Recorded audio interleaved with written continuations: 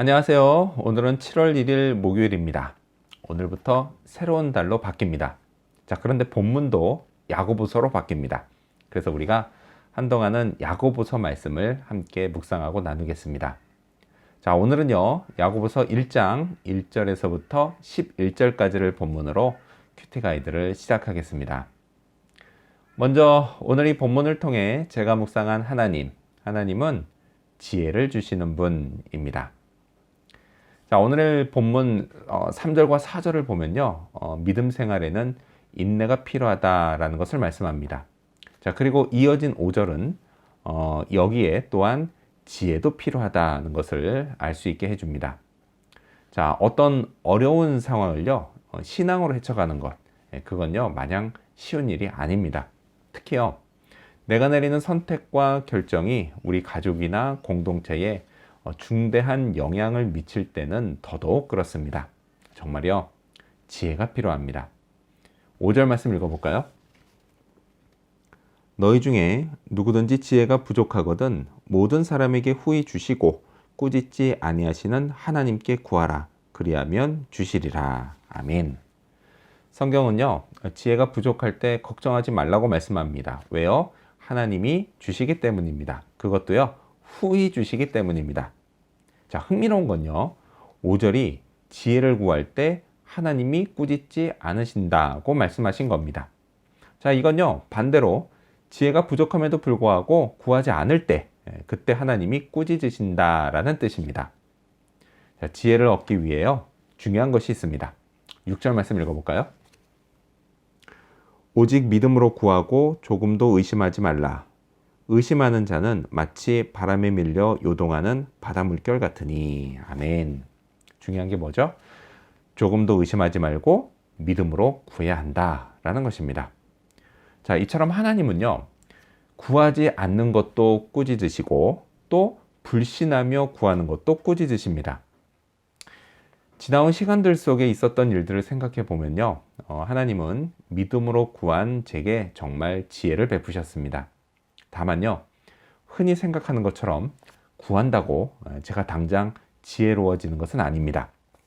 자, 하나님의 지혜는요, 당장 그때 그 순간에는 모르고 넘어가는 일이 많습니다. 하지만요, 시간이 흐르면서 모든 일들이 하나님의 지혜로 진행되는 것을 볼 수 있습니다.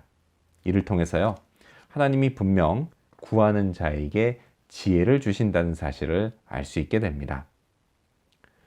자, 그렇다면 계속해서 오늘 이 본문을 통해 제가 발견한 인간의 모습, 어떤 게 있을까요? 오늘은 부가 전부는 아닌 모습을 볼 수 있습니다. 11절 말씀을 읽겠습니다. 해가 돋고 뜨거운 바람이 불어 풀을 말리면 꽃이 떨어져 그 모양의 아름다움이 없어지나니 부한 자도 그 행하는 일에 이와 같이 쇠잔하리라. 아멘. 꽃이 아무리 예뻐도 뜨거운 바람이 불면 곧 말라 떨어지고 맙니다. 11절은요, 부자도 그가 행하는 일이 이처럼 쇠잔해진다고 말씀합니다. 실제로요, 이때 당시 대상들 중 무역을 위해서 광야를 횡단하다 갑자기 만난 돌풍에 죽는 경우가 허다했다고 합니다. 자, 이런 재앙 앞에 돈이 많은 건요, 아무 소용이 없습니다. 또요, 그동안 열심히 쌓은 부도 그 부자에게는 더 이상 의미가 없습니다. 자, 이렇듯 부는 인간의 전부가 되지 못합니다. 자, 그래서 야고보서가 이렇게 말씀하는 겁니다. 10절 말씀도 읽겠습니다.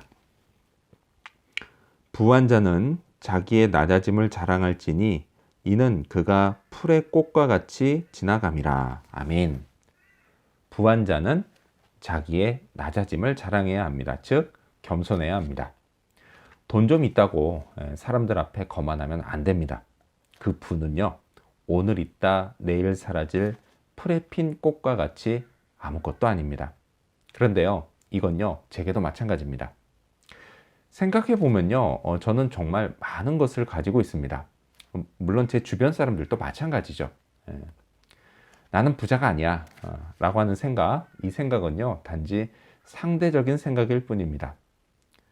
그 렌트든 자가든 어쨌든 비바람을 피할 거처가 있고요, 타고 다닐 차도 있고요. 먹을 양식이 있고 또 입을 옷이 있고 스마트폰과 컴퓨터를 비롯한 각종 IT 기기와 전자제품들이 있는 저는 아무리 한데도요, 전 세계 상위 20% 안에 드는 부자입니다. 자, 그런데도 더 가지려는 욕심은 정말 끝이 없습니다. 하지만요, 이런 것들은 오늘 말씀처럼 곧 떨어질 마른 꽃과 같습니다. 결코 제게요, 전부일 수 없습니다. 저에게 전부는 오직 하나님뿐입니다.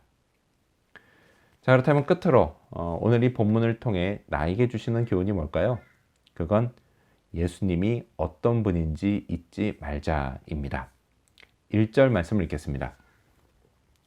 하나님과 주 예수 그리스도의 종 야고보는 흩어져 있는 12지파에게 문안하노라. 아멘. 자, 하나님은 그렇다 치고 야고보는 자신이 주 예수 그리스도의 종이라고 말합니다. 물론요, 바울도 자신을 그렇게 부르니까 야고보도 얼마든지 그렇게 부를 수 있다고 생각하지만요, 사실 이 두 사람의 상황은 완전히 달랐습니다. 야고보는요, 예수님의 친동생이었습니다. 요한복음을 보면요, 애초 야고보는 형을 그리스도로 믿지 않았습니다. 그런데요, 그럴만 했습니다. 우리도 보면 그렇잖아요. 가족을 전도하는 게 정말 힘듭니다. 희한하게도요, 가족이 전도하면 잘 믿어지지 않습니다. 더군다나 내 형이 우리 민족이 오랜 세월 그토록 기다려온 그리스도라니, 이건 더더욱 믿기 힘든 일이었습니다. 하지만요, 예수님이 부활 승천하신 후에 야고보는 완전히 달라졌습니다. 형 예수가 어떤 분인지 정확히 믿고 고백합니다. 저도요, 예수님이 어떤 분인지, 특히 개인적으로 제게 어떤 분인지 잊지 말아야겠습니다. 그분은요, 분명 저의 주인이시며 그리스도이십니다. 구원자이십니다. 이 사실을 제대로 인식하고 있어야 어떤 어려움이 찾아와도 견딜 수 있습니다. 주 그리스도이신 예수님께서 저를 도와주시기 때문입니다. 흔들리고 넘어져도 다시 일어설 수 있게 저를 붙잡아 주시기 때문입니다. 그래서 예수님을 잊지 말아야겠습니다. 늘 묵상해야겠습니다. 그분의 선하심을 맛보아야겠습니다. 오늘도요, 이렇게 예수님을 생각하는 그런 하루가 되기를 소망합니다. 기도하겠습니다. 지혜를 주시는 하나님, 감사합니다. 그러하기에 지혜가 부족하다 느낄 때에 의심하지 않고 믿음으로 구하고 하나님의 지혜를 얻고 그 지혜로 살아가게 하여 주시옵소서. 또한 부가 저에게 전부가 아니라는 사실 늘 잊지 않게 도와주시고 겸손히 하나님으로 만족하는 인생을 살 수 있도록 도와주시옵소서. 또한 제게 주 그리스도이신 분, 예수님, 그분이 어떤 분인지를 늘 잊지 않도록 예수님 묵상하며 예수님과 교제하는 그런 삶을 살게 도와주시옵소서. 오늘이 그런 하루 되기를 간절히 바라오며 예수님의 이름으로 기도합니다. 아멘.